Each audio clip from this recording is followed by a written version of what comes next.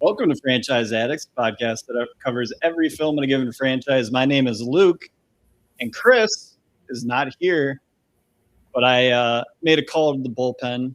We've got our guy Peter back from the Howdy. last Crusade episode. Welcome back, Peter. Thanks for having me. But hold on a minute. My name's Peter, but I wanted to tell you about my outlaw name.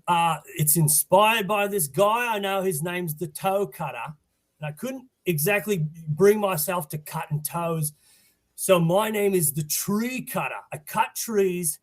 I climb the big trees, big eucalyptus, mountain ash, climb them, cut them. Sometimes I'm a bush cutter, a bush trimmer, if you will. You got to keep the bush nice and trimmed. You don't want an unkempt, out of control bush. Hasn't been trimmed since Star Wars premiered in 1977. You got to trim it right. You don't want it to be bare, like with no foliage, no leaves at all. You got to have a nicely trimmed bush. I've got my own bush in my front yard, south side of the yard, down under, if you will. So trim the bush trimmer, bush cutter, tree cutter, whatever you want to call me. That's what you can call me. On with the podcast.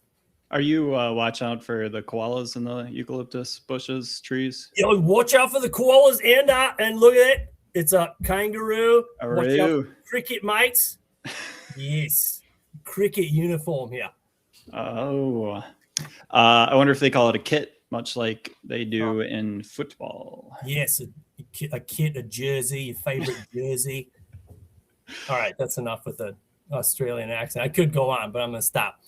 That's great. We are talking about the second film in the Mad Max franchise, The Road Warrior. So known as Mad Max when it was first released in Australia, they had to call it The Road Warrior when it released in the United States because the first Mad Max movie had only come out in limited release by the time The Road Warrior came out. So that's how it was released in America. It's how most people in America know the movie as Mad Max, The Road Warrior. And this is much like when we talked about Evil Dead. This is the influx of cash into the franchise. So first movie done for scraps. Like, and you could tell. So I was going to do the Iron Man quote. You cut me off. The what? Tony Stark made this with scraps in the desert. In a cave. Yeah.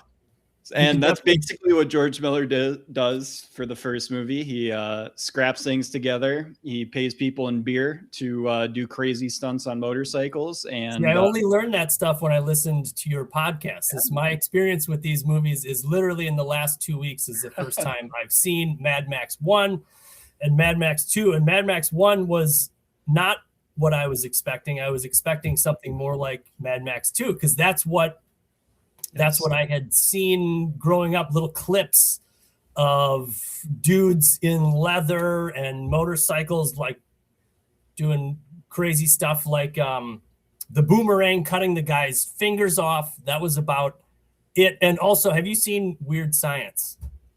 No, I just heard it referenced. So John Hughes in Weird Science has a cameo of all the Mad Max guys at the end of the movie. And the guy, Wes, is in it, and he's making fun of the two teenagers. And he said, "You can't even take a shower with a beautiful woman without wearing your jeans." That was my experience. So I'm very fresh with Road Warrior, and I'll tell you what, I was not disappointed. Yeah, this film, the first time I saw it, which was before Fury Road came out. I think I mentioned this on the last show that when I saw the trailer for Fury Road the first time, I was like, what the hell is this? Mm-hmm. And found out it was a franchise. So I immediately watched the movies. The first one, it is what it is. Kind of a weird experience the first time watching it. That's exactly what I thought. I was like, this pace is different. It breathes for a long time in certain parts that different kind of a pace of a movie. I thought maybe Goose was the main character in the first hour of that movie. and Mel Gibson barely has anything to do, but I did like when it amped up at the end when he had to get revenge for his wife and kid being murdered. That was expecting that kind of stuff. Yeah, and then Road Warrior is more like if you are coming from Furiosa and Fury Road back to the original trilogy, you're going to feel more at home in the world of the Road Warrior. We're more in the apocalypse, basically society running down. It's not named basically what is actually happening. Yeah. But obviously society has essentially collapsed. This movie is about a, kind of oil refuge in the middle of a wasteland that is being marauded constantly by these like bandits that go around on motorcycles and stuff. Very much like Furiosa and the Fury Road. Well, in Furiosa, I was going to make the equivocation to Thor and his group of motorcycle bandits.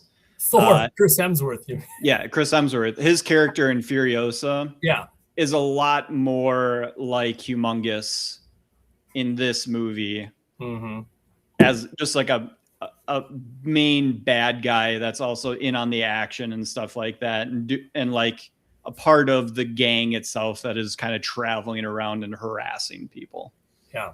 And that's like their main thing. And then Max is a completely different character in this movie than he is in the first one. He's got a lot more to do in this one. And yeah, Mel Gibson does great with what he has to do. And I think one thing I like about these movies and any other movies that do this kind of thing where your main character is not the main driver of the story. He's just kind of a piece of the story. He's used as a tool sometimes, and he's got skills that help out the main story, but he's not the one driving the focus of the plot, which I find pretty interesting. Yeah, and we will definitely talk more about Max as the main character and some of the, like you said, the special things that they're doing with this type of main character and all of that. We'll get into that with the big ideas from this movie later on. But if you made it this far, I never do this because I hate doing it. But please, if you could like and subscribe to the Franchise Addicts, I would really appreciate that. We just made it over 100 subscribers on YouTube. We've done that in a little over 3 months of being on YouTube now, but we've been a podcast for 18 months. So it's nice to see the support, but let's keep it going. Let's keep the subscribers up. I know we don't carry too many people past 8 minutes of a video, but here we are. Now more about the Road Warrior.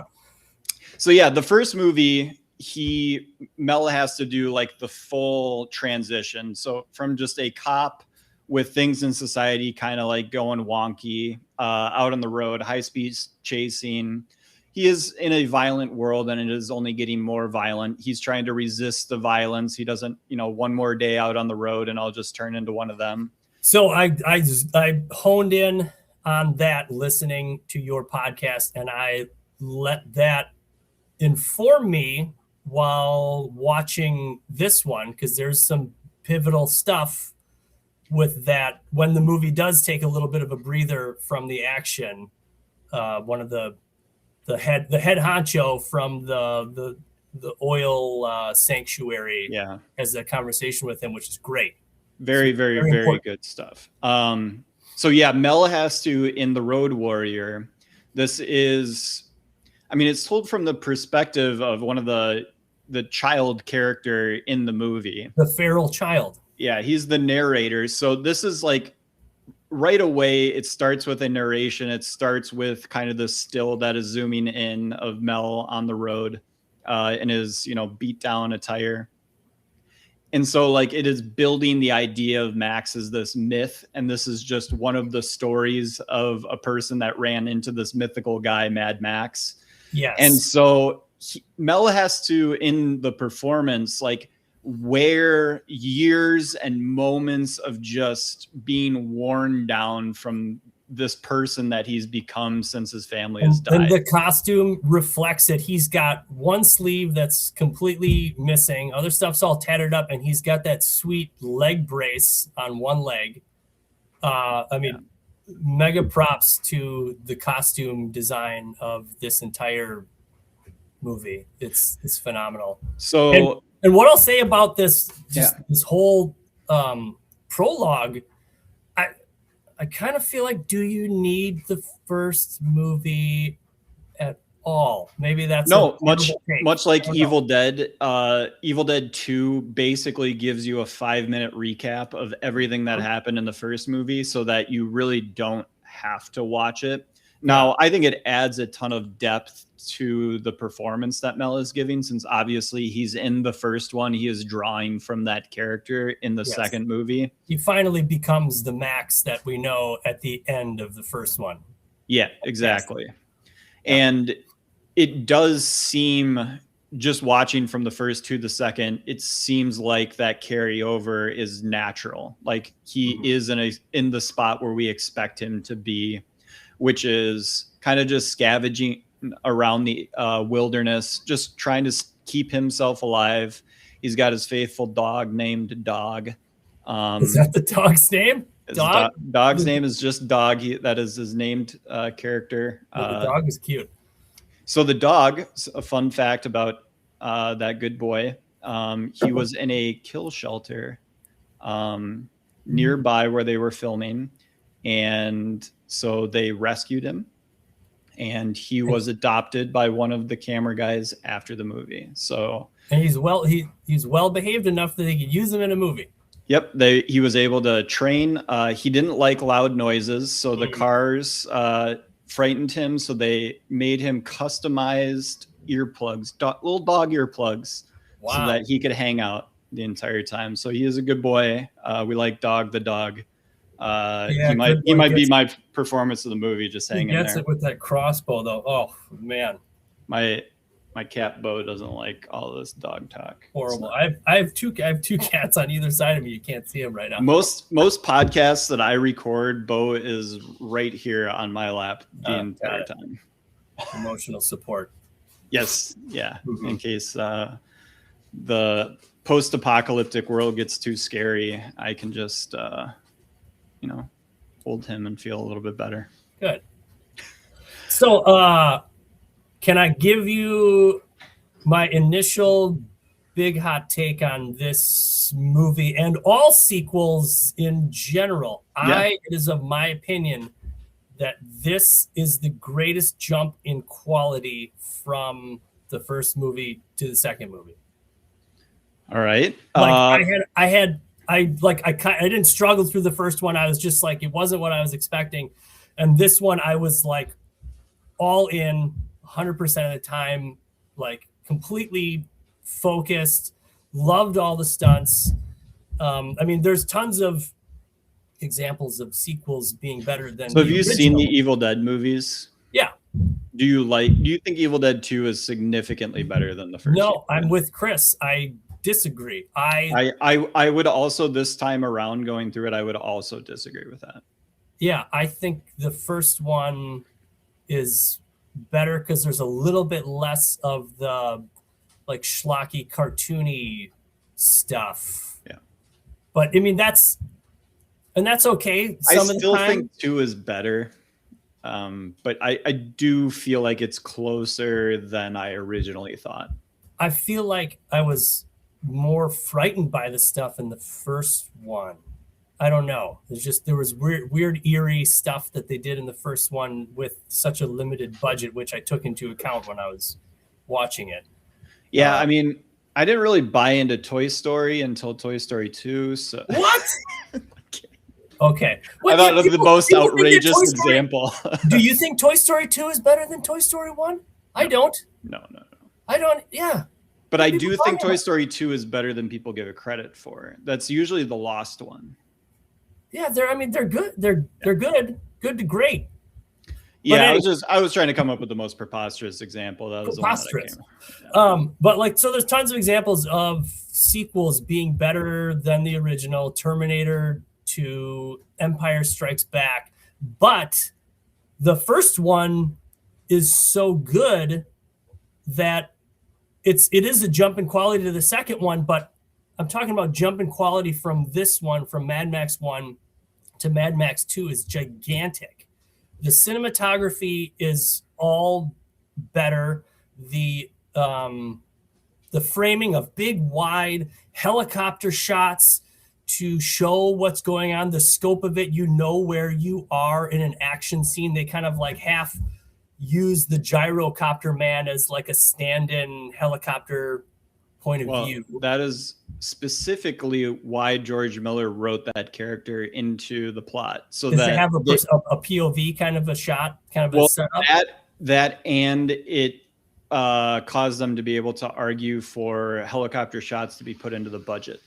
Oh, fantastic. They're like, we've got a character that's driving around in this cool helicopter. We're going to need shots from an actual helicopter for this. And they're like, okay, yeah, throw that in the budget. Yeah. And I noticed that right away. It really helped you get the scale of it. The costumes are phenomenal. The action in the first one, I loved all the crashes in the first one. The crashes in this one are amazing. I love seeing the cars actually bust up into 1,000 pieces when they collide. Yeah. Amazing. I think, they actually almost shot for shot remake some of the stuff from the first movie. Okay. There's the crash at the end that kills Humongous. That is very similar to what kills Toe Cutter. But it looks way better. It looks way better, but I got to give a shout out to the zoomed in shot of Toe Cutter's face with the bulging eyes, like he's being strangled on the surface of Mars in Total Recall. I mean, shout out to George Miller, both in the first movie and in this movie, just having almost no respect for the death of the main bad guys, just kind of tossing them away. Unceremoniously. Yeah, whatever. Papagallo, I thought until he pops back up for the quick jump scare, basically for the kid when he's going for the shotgun shell. But I thought I'm like, man, did Miller really just run him over with the front of the trailer and basically not pay any attention to it at all? Because you just kind of see him he flips over the hood. Yeah, he flips over the hood and immediately goes under, and you're like, oh yeah, he's dead for sure, unceremoniously again, because basically Toe Cutter is a part of the chase in the first movie. Then a semi comes out of nowhere, just erases him, smashes him. There's 20 more minutes of the movie where he is chasing down the secondary bad guy. Was that Johnny Boy? Yeah. Oh yeah, that was ruthless. Did you call the guy in this movie with the red mohawk? Do you call him Papagallo? I thought his name was Wes. Papagallo is his character given name. What? I think Wes is the guy that's the proclaimer for Humongous that gets his fingers chopped off, right? Oh, really? I'm pretty sure. I can double check that. I'll double check that for you. We got our phones. So I was watching this movie, and then at the end of it gave me a suggestion for Inner Space, and I love the movie Inner Space, and I didn't know that one of the henchmen in Inner Space, who has the one hand with different detachable weapons, is the red mohawk guy from Road Warrior. Oh, you're right. It is. Wes is the mohawk guy. Vernon Wells. Vernon Wells. Yeah. Papagallo must. Hey, look who it is. Hey. The Time Lord himself. Joining us. Yes. Sorry about that. I was traveling in the Australian area. The Outback. Yeah, the Outback. In the Outback, gonna murder a brown snake. You know what I mean? Yes, I was doing that. I actually ate it. I actually ate that brown snake, unfortunately. I did have lunch, so I was that desperate. Gyrocopter dropped it on you from up above. Oh yeah, we're friends. My friend's literally that character in Road Warrior. I was like, hey dude, can you give me a brown snake? And he did, and I was like, yeah, I birded It was crispy. It's well done, folks. Nice. Andres, how did you come to The Road Warrior? Oh man, I think the so in contents, I think the Road Warrior was my first Mad Max film. I'd never seen the first one. It's this movie is the rare exception for me as a movie fan, where I see the sequel before the first movie, and yeah, I've been I'm universally agree with everyone. The Road Warrior is the greatest sequel of all time. It's it's the definition of like this is what the series is. So Peter, not 5 minutes ago, said that is the largest improvement from a first movie to a second movie in film history. I have to agree. There you go. Just a little context. When I had the first time seeing the first one, I was so surprised how different it was from like the sequels that I saw. Because at that point, I think it was before Fury Road came out in 2015, and I was like, oh wow, it's very different. Yeah. But I like the first one, because how different it is. But I prefer what we got from Road Warrior. Yeah, it onwards. seems like Road Warrior is so definitive that it like spawned its own genre of this kind of thing, like hot leather dudes. Like let's take all the hot leather outfits that you want to see a woman in, but we're going to put only dudes in this type of outfit, and we're going to flip the script. And just the whole post-apocalyptic, like crazy outfits kind of genre, this movie seems like it spawned it. Am I wrong on that? I don't know. So I'm going to use that to jump into my first big idea for Mad Max: The Road Warrior, and it has to do with the genre of this movie. Is Mad Max: The Road Warrior a Western, or is it a post-apocalyptic movie? Because this movie has a lot of Western story structure, a lot of just vibes of, a Western. And, but yet it is told in a post-apocalyptic world. And that is kind of the main thematic driver. Sure. So like a formula like Seven Samurai or Magnificent Seven, where you have like these outsiders that come to a town who need help, and the outsider reluctantly agrees to help, but is, the key piece in helping them. Yeah, exactly. It is, insert John Wayne runs up on a, town that, doesn't have a sheriff anymore and needs him to protect the town. And he befriends a child who is kind of his, moral and compass is, essentially his soul personified. And he learns that, maybe the tools that he's learned being a loner are helpful in this situation, but he really needs to come back to community, back to home, back to family and people once again. And he finds that through sacrificing himself to save a people. Right. And he has that whole sequence of trying to go out on his own and fails. And it never works. When that main protagonist, that Western character, does just, fulfill his contract, take his reward money or whatever, and turn away from the town, there's always something worse that happens to then bring him back. So it's kind of a Han Solo kind of a trope, where he takes the reward money for rescuing Princess Leia, and you think he's gone, but he comes back to save the day in the end. Yeah, that kind of thing. Yeah, it follows that kind of story format, where like you always follow those low, characters that they're kind of at first selfish, but then you realize throughout the film they're actually, more caring than they let out to be, because of, from, unspecified previous event that we have never saw, something happened to them that, made them into this isolated kind of, people. And especially with Mad Max, you understand why he got to that, from if you haven't seen the first movie, you know that his family got killed by those bikers in the 1979 classic film. So you understand from going to this movie is like, yeah, I get why you you don't want to get yourself involved with community. And it's the old testament of storytelling, the hero's journey.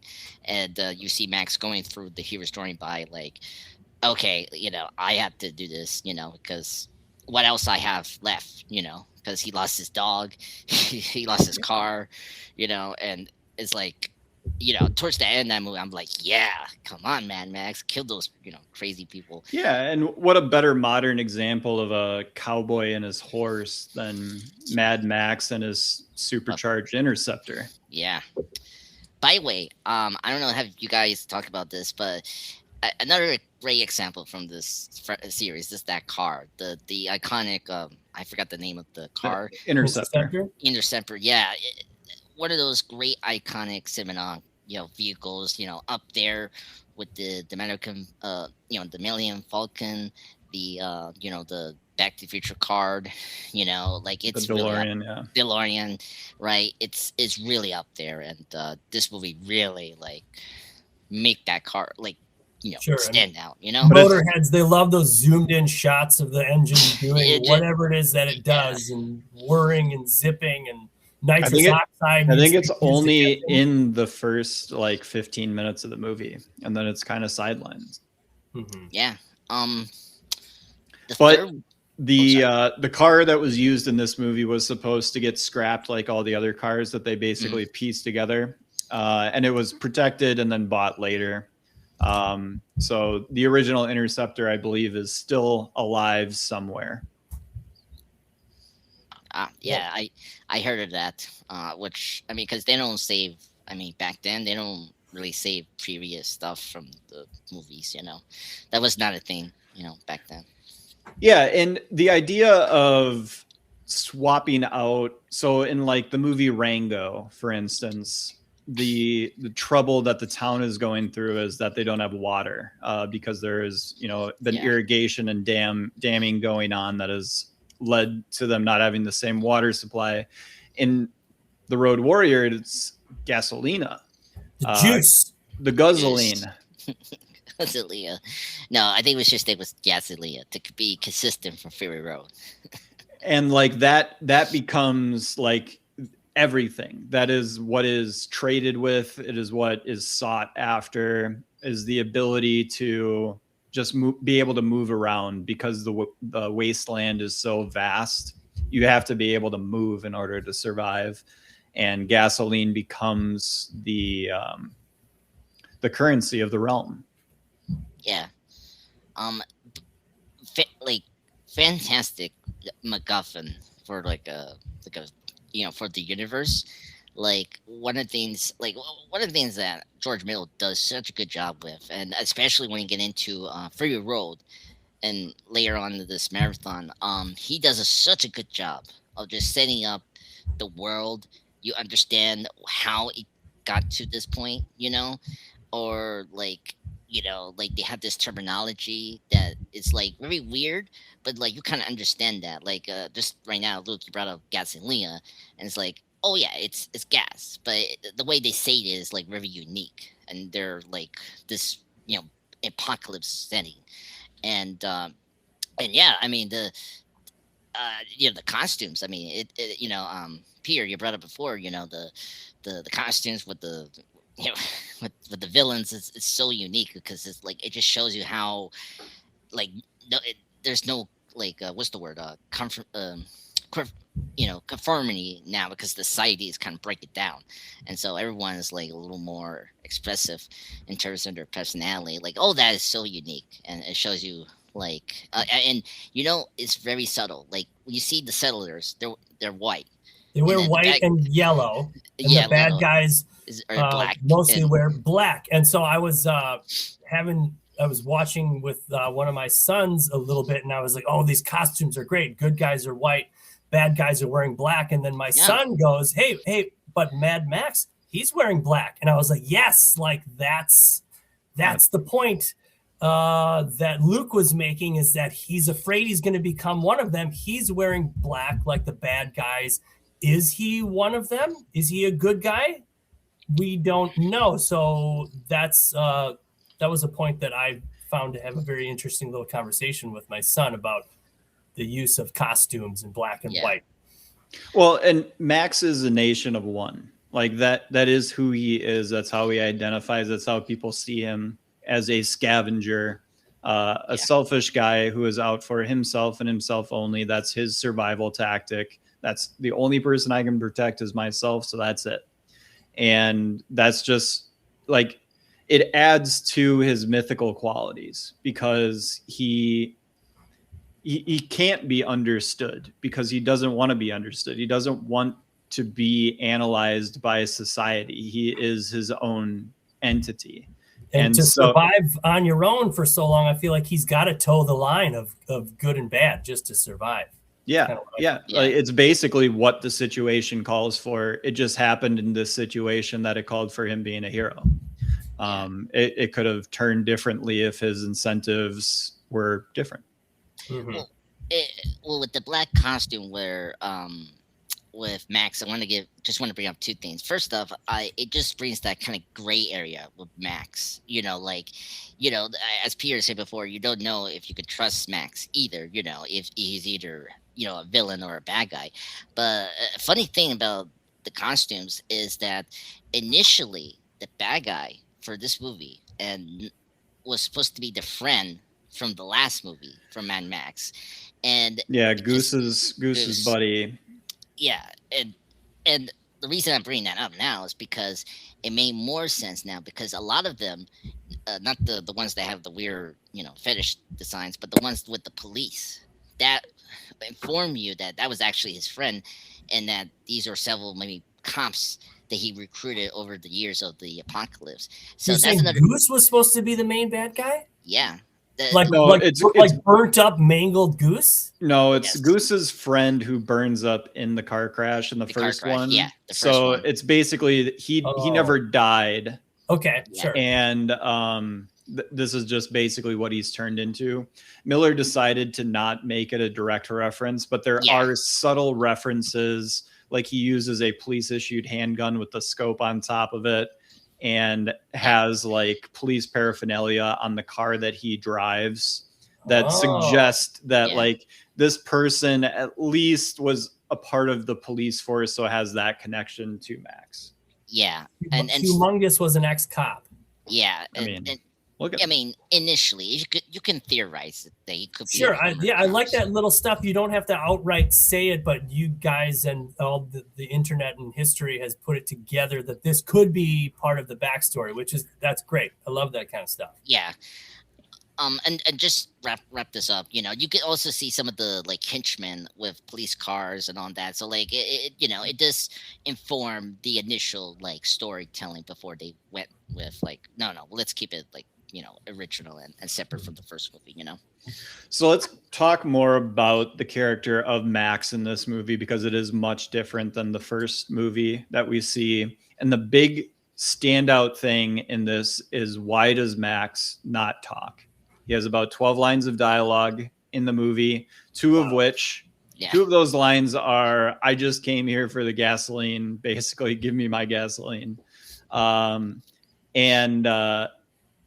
It is that kind of Western vibe, but it is married along with that post-apocalyptic survivor mythos of you can't trust people. And part of the way that you show that you trust people is you communicate with them. You talk to them, you open up about yourself, you explain why you are the way that you are.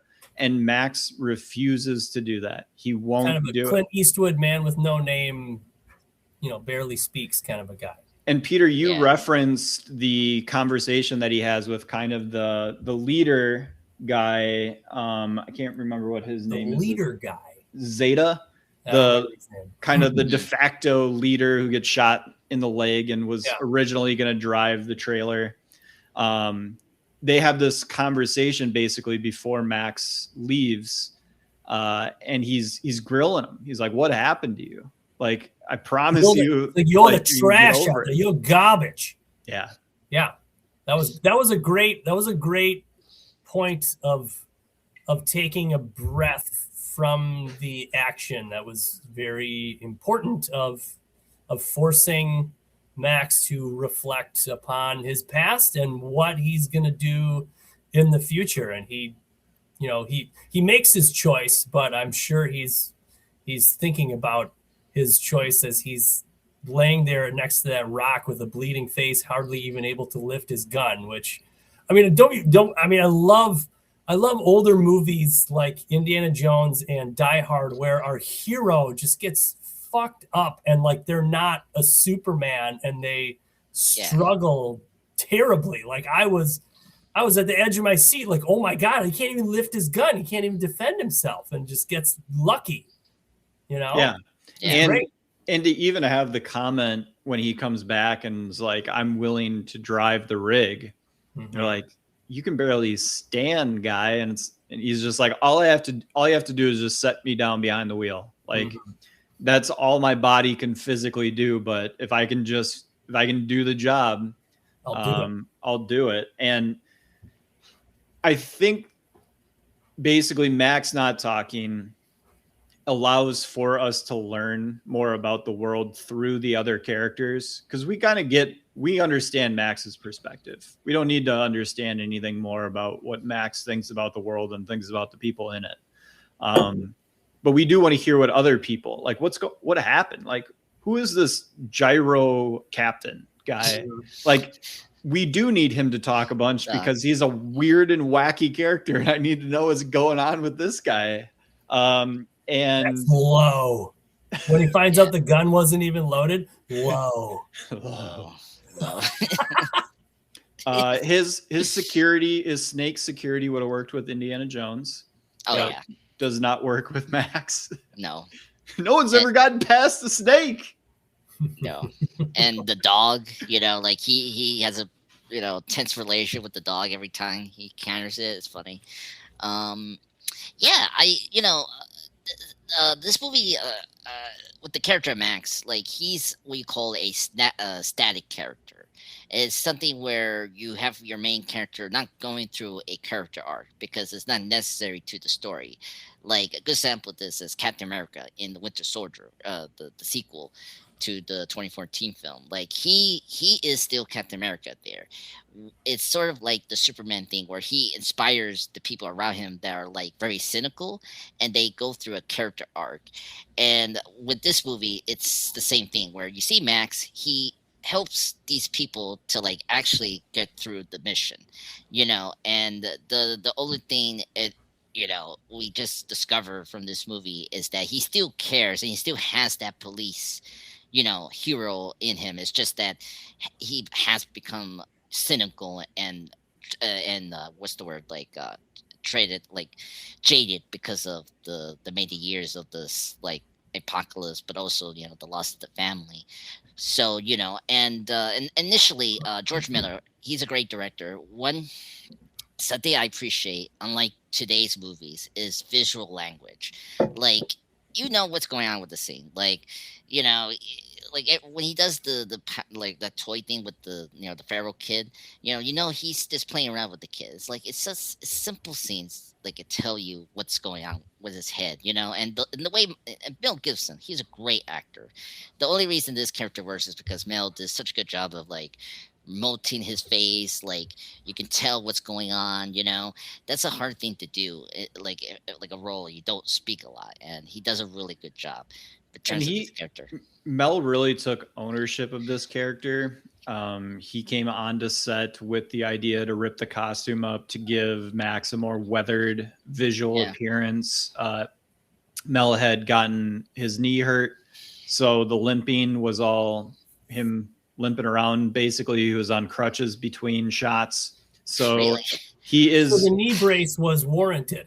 Yeah, exactly. Yeah. Well, did the character get shot in the leg in the end of this first one? Yeah. Yes. I thought so. That's why the brace is there, is to carry over from that. But yes, he was actually hurt himself, so he was just adding to it. But I like you were saying, Andres, I think he's incredible. Any of the clips that I put out where we talked about Mel Gibson from the first movie did not get watched by anyone. So people are still furious at Mel Gibson. Understandable. Completely understandable. Yeah. But he is undeniably an incredible performer. And the fact that, like you were saying with Clint Eastwood, with the man from No Name character, the fact that you can just hold the camera with basically your looks and be really compelling. Like the Max character shouldn't be as compelling as he is, but they've created the mythos, and Gibson just embodies the mythos so well. Yeah, he amps up his performance from the first one, which I said, like, he's not even the main character for nearly half of the movie and doesn't have too much to do until the very end, and he carries over that performance from the end of the first one into the second one and delivers just wonderfully. I mean, all Mel Gibson stuff aside, like Braveheart for the longest time was my favorite movie until Fellowship of the Ring came along. So like, yeah, I guess I'm able to separate the man from the movie maker, but yeah, he's good. Well, he's also the lead in an incredible performance in mine and Andres' favorite action movies, buddy cop movies, Lethal Weapon. Yeah, I was going to say that he's still for me, what's his last? Oh God, Martin Riggs. Martin Riggs. Thank you. Oh my God, so many years. Riggs. Over the shit. I'm getting too over shit. Oh my God. Yeah, Mel Gibson in Lethal Weapon is on a whole other level. He gets to be like Mad Max if Mad Max was like kooky in Lethal Weapon, true. right? Yeah. I mean, he had a dog. He gets 2 new dogs in later the sequels, which is funny. He lives in the trailer that Brad Pitt's character in Once Upon a Time in Hollywood. Oh my God, that's hilarious. That's funny. I kind of agree with Pierre. I always separate the artists from what's going on in their personal life, and Mel, he's still a fantastic director and actor. I think I don't know with the clips. I think people just know his performance with Mad Max with these movies, right? Because it's like you're not like I don't know this duration doesn't know too much about the 79 film where the Road Warrior is like constantly referenced and like constantly been like I think when you do these clips with the Road Warrior, it's like people I don't know. I feel like, and we can talk more about it on the next episode, which will be on Beyond Thunderdome, but I feel like Thunderdome is the hot Mad Max movie from this trilogy nowadays. Like within the last 5 years, it seems like Thunderdome gets talked about more. And it just is a completely different movie. First off, it wasn't even written initially to have Max in it. I mean, we'll talk more about this later, but it wasn't even written to have Max in it. They're just like, well, what if we make Max the guy that runs into this town? We can just do that now since we've turned him into a mythological character that just shows up into people's lives.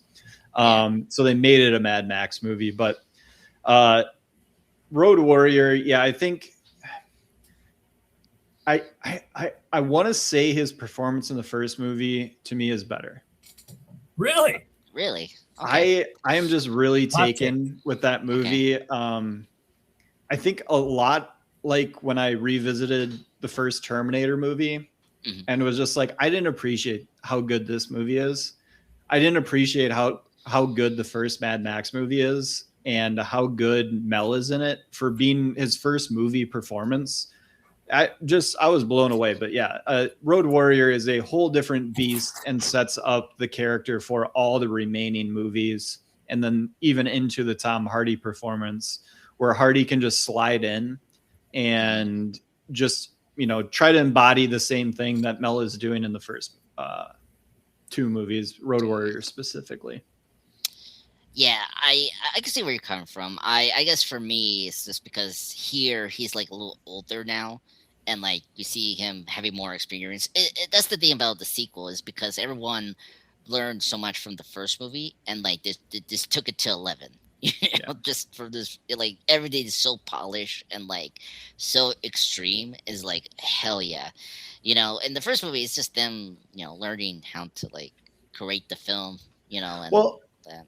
so I just thought about this. So humor me for a second. But a lot of times what happens in these types of movies is we have, especially if it's setting itself up to be a franchise, we have the guy in the first movie and we kind of get we get inserted into his life, and then a crazy thing happens to him and he changes and he comes out in the end. And so the second movie, the changes already occurred. He's already a hero or whatever. And usually what the second movie will do, or they'll wait to the third, is like kind of cast that guy out into the wilderness and then bring him back into society to like reclaim his former heroics or whatever. But Mad Max is different. The movie I always think about that is Shooter, just because of how ridiculous they made Mark Wahlberg look when he went out into the wilderness and like grew his hair super long and then shot a can of beans from a mile. Just to see if it could be done. That movie is incredible. Shooter is an incredible that movie since I first saw it, whatever it came out years ago. So I no idea. If we get to 200 subscriptions by the end of the week, I will do a podcast by myself where from memory I do a minute by minute recap of the movie Shooter. What? Look, what are you talking about? Minute by minute? It's like if you're on a plane and you need to just kill 2 hours, you close your eyes and you can watch Shooter on your eyelids from memory. Yeah. I'll do that. If we get to 500 subs by the summer, I'll do the same thing for the movie Battleship. Oh my God. Battleship. Which is an incredible movie. The bombs they shoot at the ships are shaped like the battle-shaped pegs. It's unbelievable. Yeah, I did see a little bit of that movie. That's pretty good. Taylor Kish steals a microwavable burrito from a gas station when it is closed for Brooklyn Decker, because funny. he is hitting on her at a bar, and that's what she asked him to do to get her number. Do you think John Carter from that moment on, I was good. Do you think John Carter failed because Taylor Kish can't really carry the movie? No, I don't think he could carry the weight of being a star of a movie. I think if John Carter came out after Dune, it is way more successful. People weren't ready for that. No, because that is out there from a fantasy novel standpoint. Personally, for me, I like Taylor Kish. He's a good actor. I think it's just I'm like the number one Taylor Kish defender. No. I like. Well, let's hear it, you two. Let's hear about it. Yeah. No, Taylor Kish is a great actor. He had a lot of potential. And in terms of the John Carter movie, my problem was Disney didn't market the film right. Like, first of the title. Title's not good. Yeah, if they just say John Carter Goes to Mars, whatever the initial title was, Princess of Mars. Princess of Mars, right? Like, if you stick with that was fine. And of course, like Dune, of course, there's going to be comparisons to this material from other movies because, like, I didn't know that this. Like Star Wars took heavily from this, John Carter, like just like Dune. So of course you're going to be compared to that. So I feel like Disney didn't do a really good job of like marketing that film and like, and it wasn't Tyler Kish's fault. He was putting in really bad projects they were in a time where, this one movie was way successful. Like Battleship was like it was like a week of the Avengers was released. So, that was like any movie that was. It's also a very stupid movie about an alien attack on Pearl Harbor. Based on a kid's game. But so loosely, Peter, so loosely. Except for the bomb shape. It would almost seem like it was a completely different movie that they just slapped that title onto and then switched the CGI shape of the bombs. Yeah, I'm here for it. That's a goofy ass maneuver. That's great. It's a great decision. It is one of the most entertaining bad movies to watch, in my opinion. I mean, at least we got it brings back that like that 90s Jean-Claude Van Damme type just schlock. Action schlock, which we need more of these days. Not action schlock though. The final chase scene We get the fuel tanker. We get Max behind the wheel. We get a plan from the community. What is the plan? We don't quite know. We could probably guess, but we don't quite know. And we get just a before Fury Road action scene. For how nuts the world went over Fury Road and everything that happened in that movie, people should have been losing their minds in the 80s, because this scene absolutely rips. So I saw Fury Road before I saw any of these older movies, and the DNA of that's in Fury Road is all in this movie, with just just little things like dudes using poles as like little pole vaulting maneuvers, people like hanging from stuff and swinging from stuff, like old school, like 1930s era action of like sliding down a sail, like Wes does in that one part that was earlier in the movie. But oh man, when people talk about, I was watching a movie and I was on my phone and I was distracted, I was taking the lights off of my Christmas tree while I was watching this movie, and I just stopped what I was doing, and I was just absolutely, it pulled my focus and it demanded, like I was just jaw dropped at what I was seeing. The action was so fantastic. Loved it. Yeah, and it's all practical.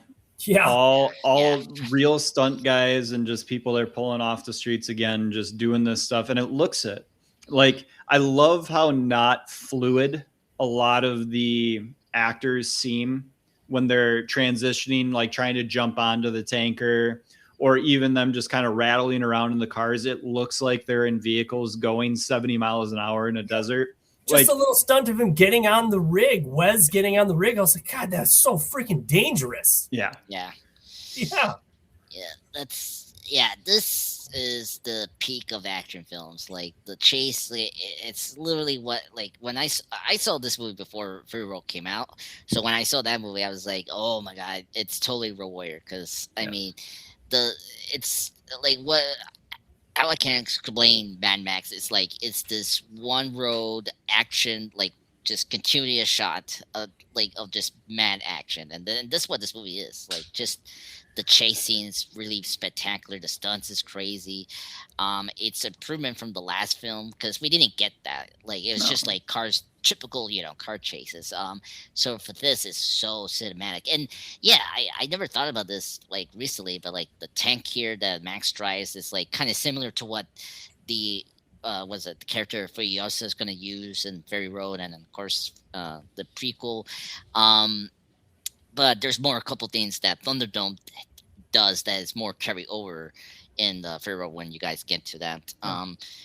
But yeah, I always love this scene because it's first off, it's action, but it's also like, oh my God, it's like the heroes are going down, like one step and another. It's like they're losing the entire time, and if you don't know kind of the twist at the end that they are the diversion, you don't understand why that the Zeta guy is like, we did it, we won. It's like, you guys are surrounded by the bad guys still. And like he dies and you're like, oh no, like he didn't get to, be okay when they get away. And then like the truck flips and you're like, oh, they're just the diversion. So yeah, when he's like, we did it, we did the job, we've held them off for long enough, we've kept him away from the people. Like, did Max know that he was the diversion, or was he tricked? I think Max did not know. No. Yeah. No. I think he when he is feeling the sand at the end, he's like, well played. Because he's kind of happy, he's surprised and like in respect for maneuver. I think it is respect, because he has to drive like he is carrying their entire like life sustaining thing. Like that is how he is driving for their lives. And so I think that adds to like, that is why he is doing everything he possibly can. He has been molded into a good guy. He's not going to go on a revenge rampage after this and chase them down. Like, what? Look what you did to me. I was just a diversion. I sacrificed my life for you, bastard. Oh my god. No, he's okay. He's a good guy. No, he's a good dude. Wow. That's He doesn't have a vehicle. He's kind of stranded in the wilderness. Gyro Captain crashed, so he can't ride with him, right? No, Gyro Captain comes back. Yeah, well, he goes with the other people when we see towards the end. Because Gyro Captain joins their community. Max becomes goes off leader, right? Yeah, Max goes off by himself. But yeah, Gyro Captain comes and picks up Max at the end. So Max is has gotten back, understands what's happening. So Andres, you said stuff about Mad Max inspiring others. Did Mad Max inspire Gyro Captain to abandon his cowardice? Because he was trying to get headband 80s chick to run away with him, and then he decides not to.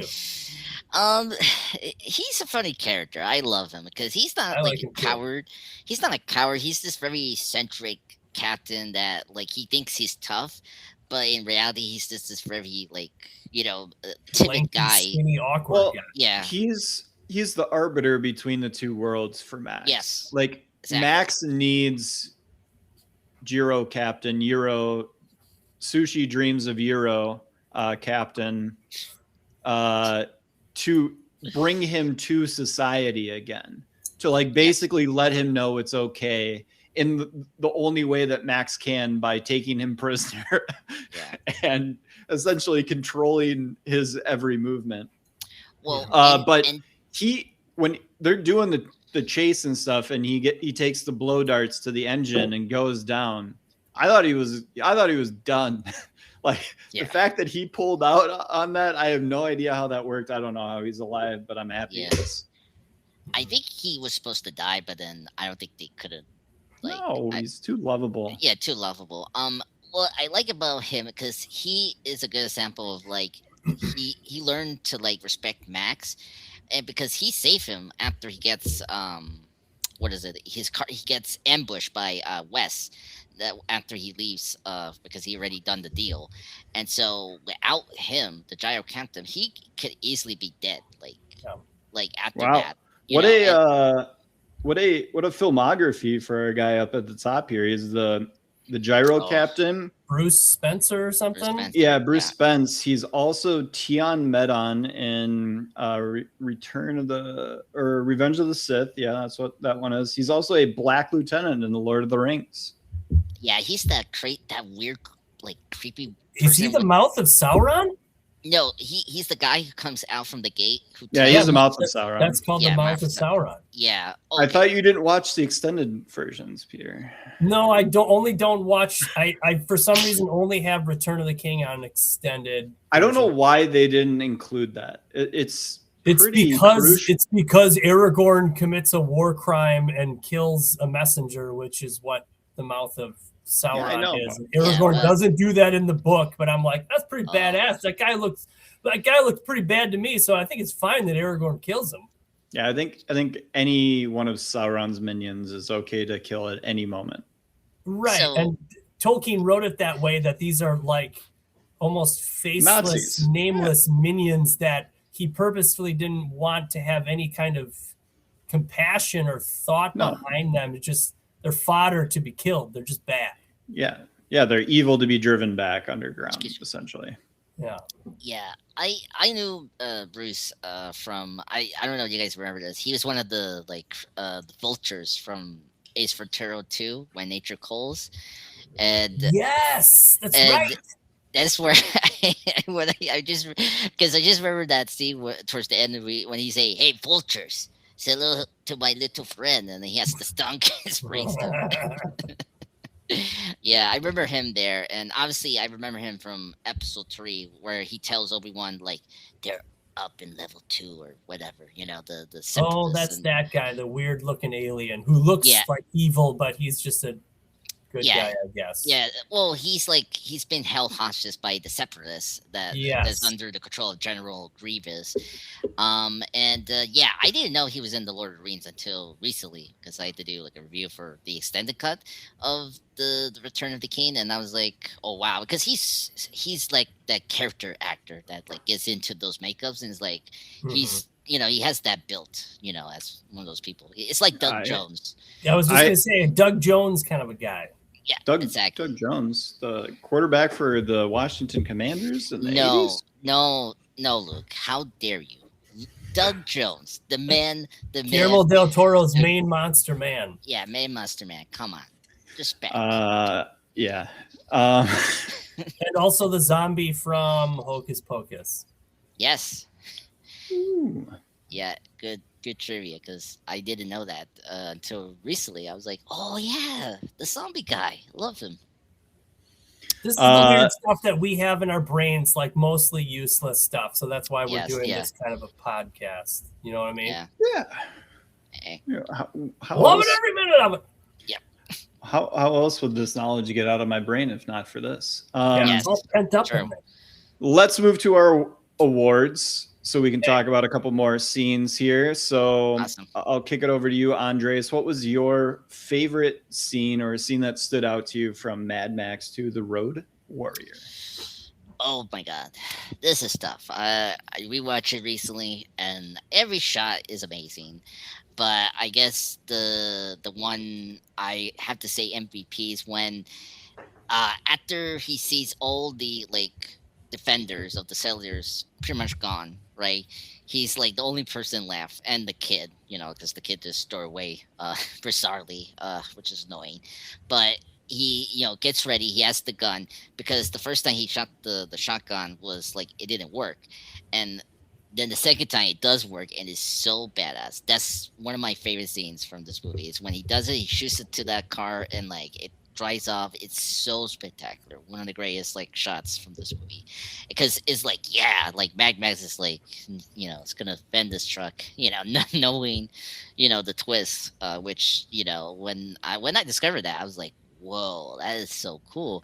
And it kind of was foreshadowed because the leader is so smart, because from the beginning when Max wants the oil, he did do that kind of diversion where he had that one couple had to go this way. Unfortunately, they didn't go through, and then you got the other ones, so it made a lot of sense when you rewatch it.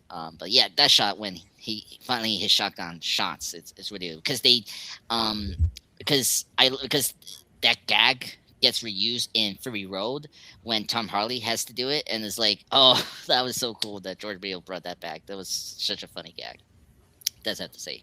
That's my favorite. I do love the shotgun shell misfiring, and his shotgun almost like blows up in his hand. Like that's you love it when the plan, and it doesn't go right for your hero and he's got to improvise. That's great stuff.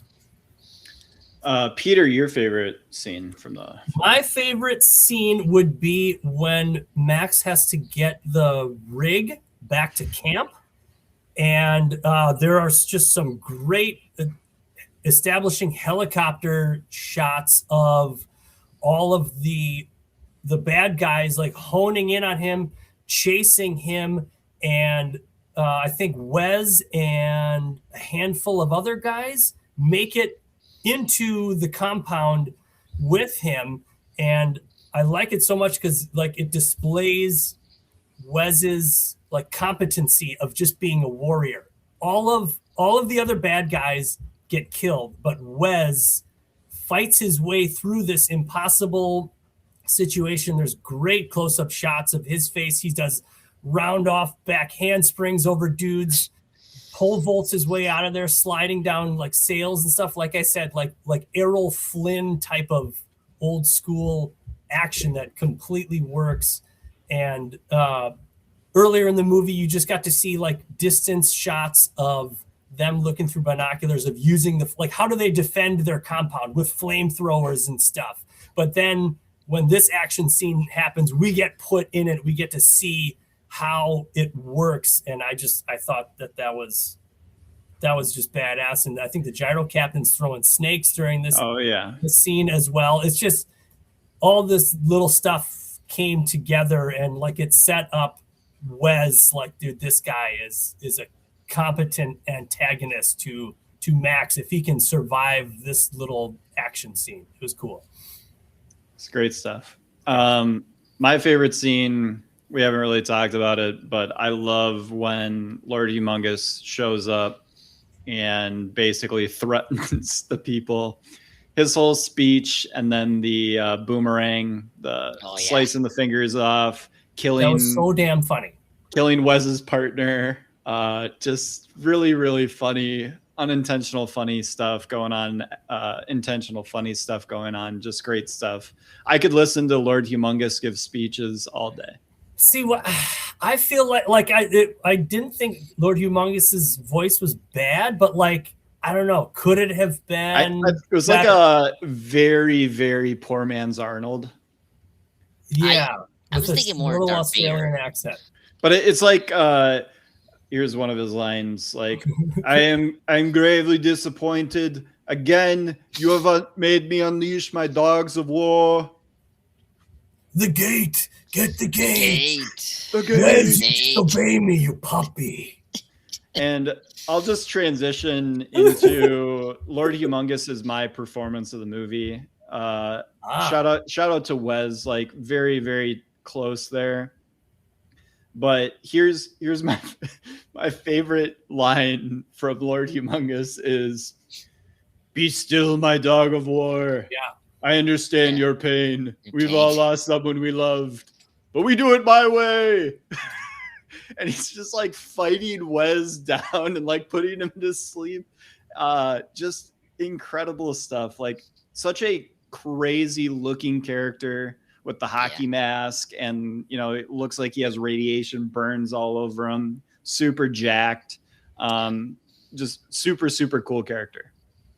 He inspired Jason Voorhees later on in part 3.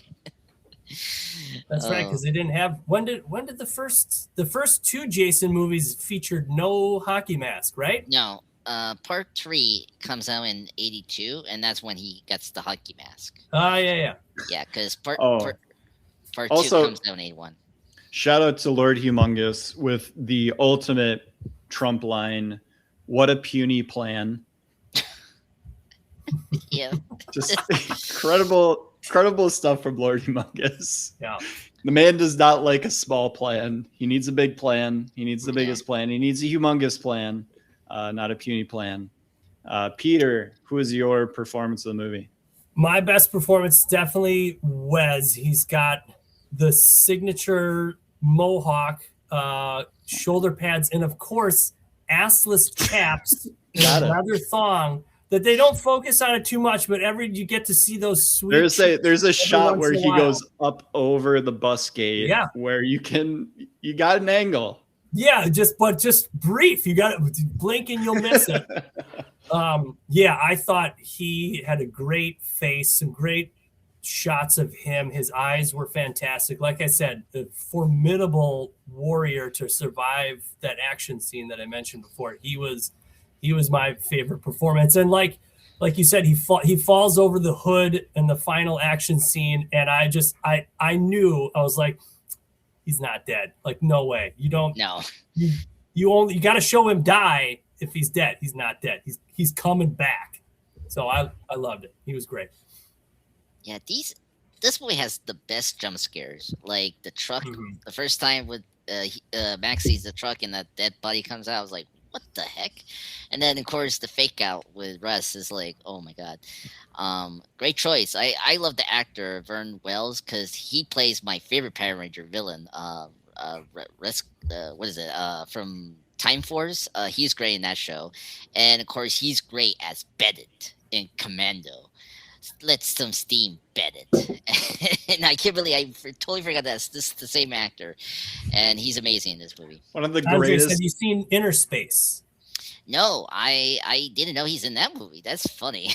Inner Space is a great sci-fi comedy, and he plays like a lead henchman who has one hand, and so on the other hand that has no hand, he attaches all these different like either weapons or like elements of torture and stuff, you need Oh to my see God. Inner Space because he's in that too.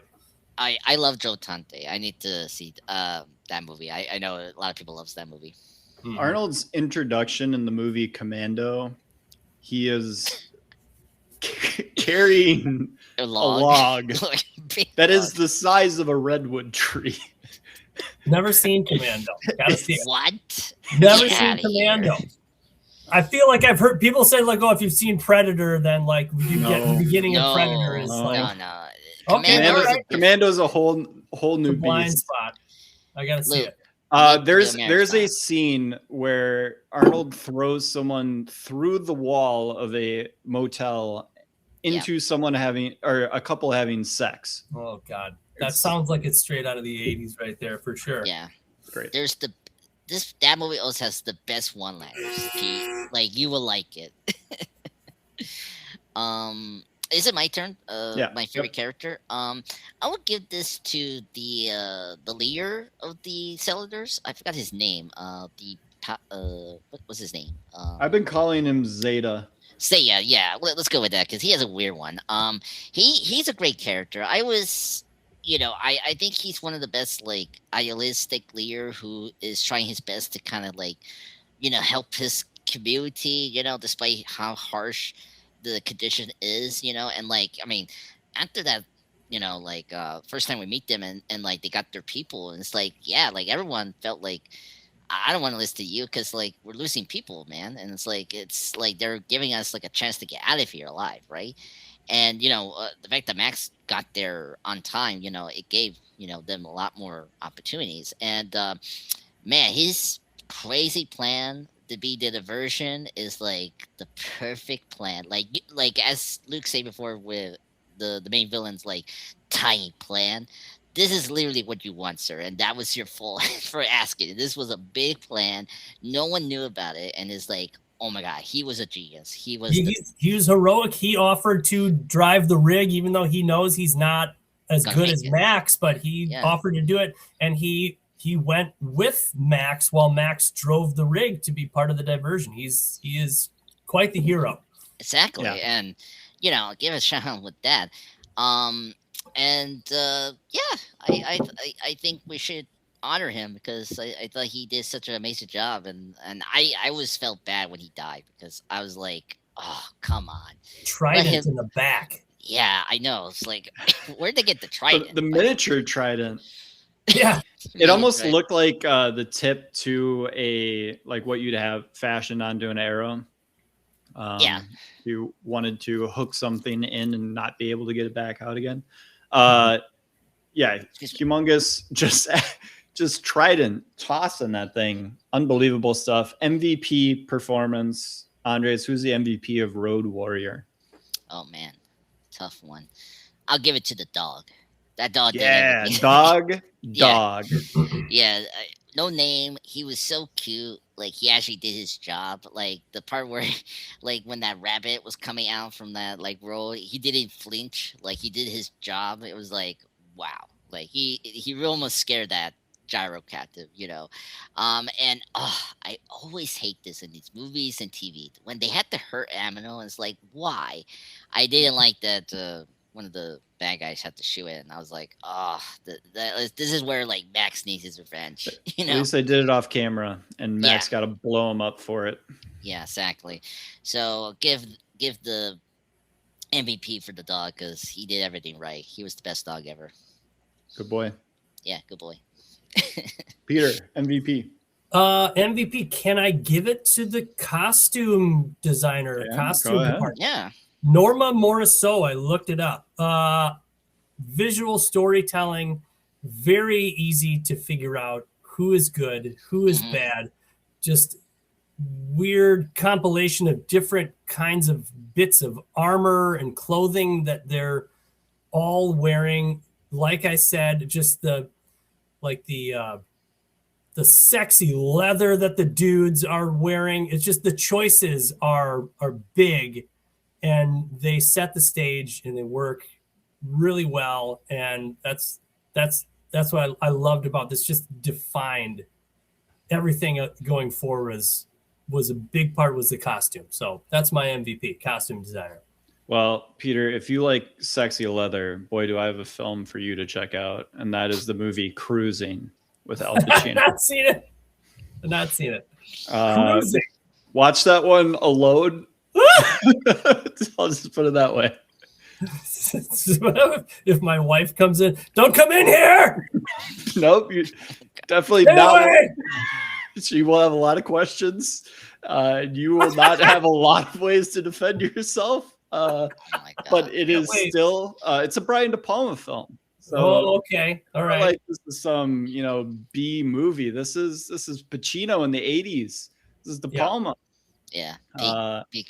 Before it is a wild film. My MVP is gonna go to George, and it will probably be George all the way through. You guys so favorably gave it to other people, thank you for doing that, so we didn't just have George Miller win the MVP for everything. But I think he has to get shouted out again. Had $4 million this time to work with, used every penny of it in the best way that he knew how. He defined action for many people from that era.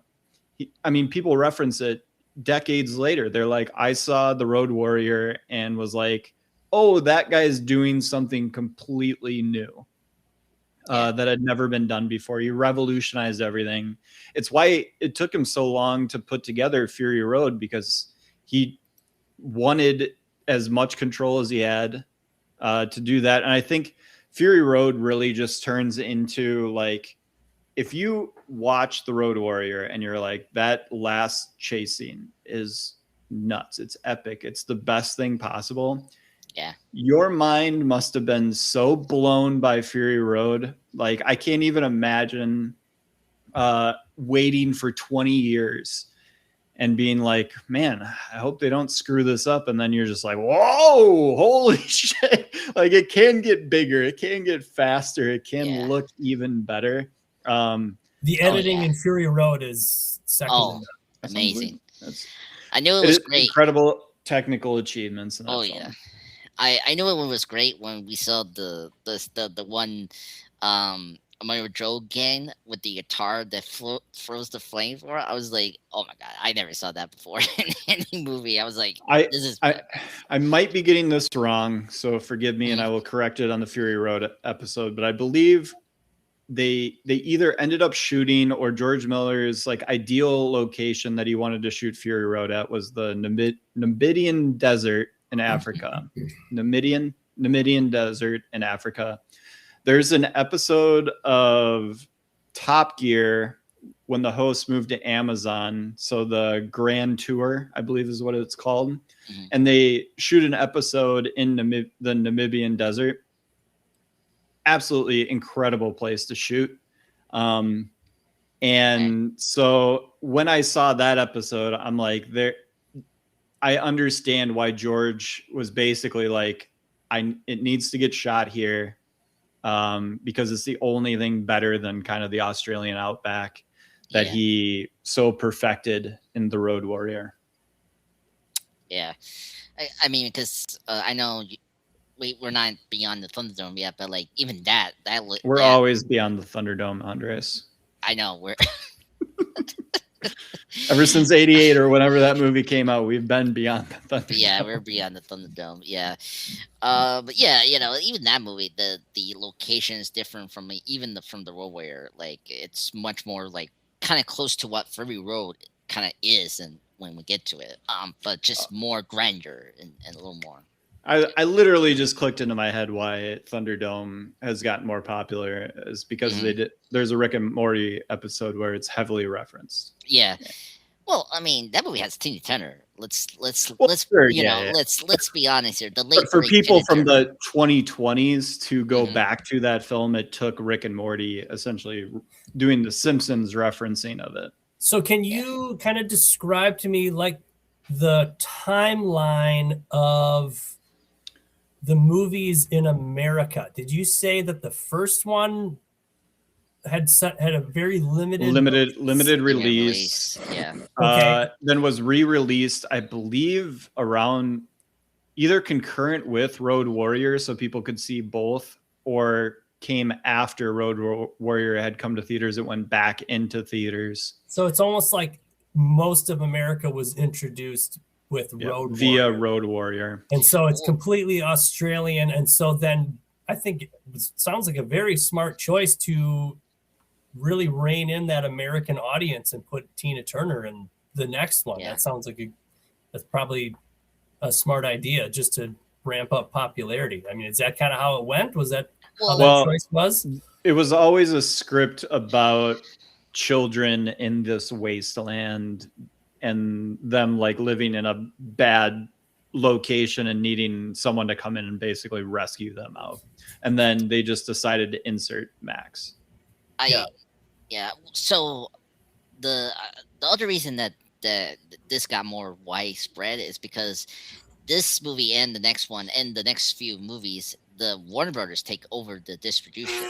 That's the big thing about this movie moving forward, is that Warner Brothers help like expand the world and the movies more to the wide American audience. Beyond the Thunderdome is very interesting in terms of how it was made. Unfortunately, it's a very tragic one, because you can tell that George Miller just didn't want to direct that film when you guys get to it, because his producer, the main producer Byron Kennedy, we talked about on the first episode, but the kind of second banana to George Miller for the first two movies tragically dies in a helicopter accident. Yeah, because I think that second year director cared more about the kids' storyline. And then I think when you see the Thunderdome, it's like, it's Mad Max, you know? And then when you get to the kids, it's like, what the heck am I watching here? Like, I'm watching like a... It's a very interesting movie, but it has its charms. Yeah. You know? It's the Army of Darkness of Mad Max. I can't wait to. I watched the first 20 minutes of it a couple days ago, so I still haven't watched all of Beyond Thunderdome. So I'm excited to watch that. It was looking good so far. Yeah, it's really good.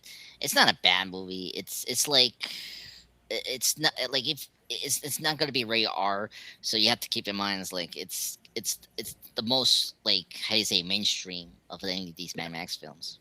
Mm-hmm. So, and that's fine, and at least it doesn't lose like its identity. Like the Thunderdome is really good, and like it doesn't disappoint. And Tina Turner is a great antagonist. Like that's the big thing that I have to say, that to honor that great, late senior, is like she was just like, she had great chemistry with Mel Gibson in that movie.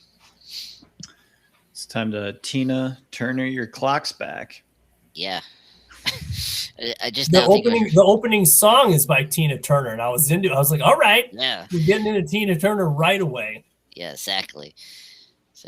But yeah, we will be back with the show next week with Beyond Thunderdome, the Mad Max version of it.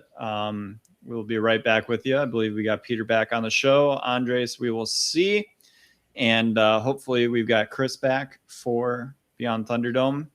But we will see you guys next week for that. Thank you, Peter. Thank you. Got it. Hey, what about ratings? Overall ratings? Oh, we didn't even give a rating. I almost closed the show without giving a rating. Andres, out of 10. I'll give this 10. Yeah, 10. This is a 10 out of 10. 10 out of 10. It's the greatest action film of all time.